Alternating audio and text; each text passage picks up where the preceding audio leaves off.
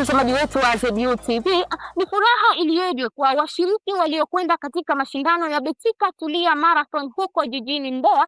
Wamerejea na ushindi mzito na mnono na kujinyakulia medali 5 za dhahabu. Lakini kabla ya kuendelea, hebu tuwasikilize nao wana yepi ya kutuambia.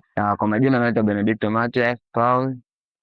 Ni mwanafunzi wa Zanzibar University, faculty ya FOHAT, diploma in nursing and midwife, second year. Mshiriki wa mashindano ya riadha ya Betika Mbeya Tulia Marathon yaliyofanyika jijini Mbeya mnamo kuanzia tarehe 15 mpaka tarehe 16 mwezi wa 5. Nijisikia faraja kwa sababu baada ya kazi kubwa kufanyika uwanjani. Kwa hiyo nilichokuwa nategemea, kwa sababu nilikuwa nimetumwa na chuo kwenda kupambania bendera ya chuo na nembo ya chuo, kupeperusha bendera. Kwa hiyo nilishajua kabisa nimeshapeperusha bendera na nembo ya chuo. Kwa hiyo nilijisikia faraja kubwa sana na nilikuwa na furaha sana kwenda jukwani kupanda na kuchukua medali, kwa sababu ndio ushindi wangu ambao nilikuwa nimetumwa na chuo. Baada ya mashindano haya kuna mashindano mengine ambayo tunajiandaa nayo. Mashindano ambayo tunajiandaa nayo ni mashindano ya taifa ambayo ni National Championship ambayo yatafanyika mnamo mwezi wa 7 na ni Kibaha ambao mnamo kama tarehe 3 na tarehe 4. Kwa hiyo ndio mashindano ambayo tunayaface mbele yetu. Kwa hiyo lazima tujiandae na tuwe sawasawa kwenda kushiriki na kushinda pia. Chuo tulikuwa tunakiomba chuo kwamba kituongezewe nafasi za wachezaji wengine, kwa sababu uchache wetu kidogo unakuwa natupa changamoto tunapoenda kwenye mashindano. Unakuta michezo ipo mingi, unakuta timu zingine zina wachezaji wengi, unakuta wenyewe wamegawana, huyu kachukua mbio hii, mwingine hii. Kwa sisi uchache wetu unatufanya mchezaji mmoja acheze michezo mingi na atumie nguvu nyingi zaidi kwa ajili ya kuweza kukompiti na watu. Unakuta mtu kutana mwingine katunza nguvu, ila wewe umecheza mchezo huu unaenda mchezo mwingine kutokana na uchache wetu.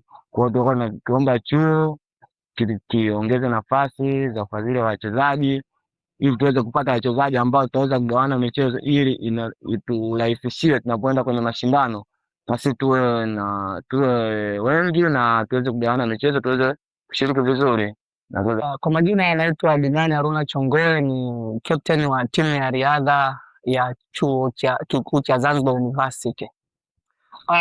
Fupi nilikuwa kila nikiangalia ile bendera ya Zanzibar University, kwa kweli kuanzia kwenye mbio pale nilikuwa hisia zinanipanda kwamba chuo kimenituma medali. Kwa hiyo ndio nilikuwa ninanipa hisia zaidi kwamba nyuma yangu kuna watu ambao wanasubiri ushindi wangu ili kuweza kupeperusha bendera ya chuo changu vizuri na kufanya chuo changu kitangazike kimataifa zaidi na kitaifa zaidi.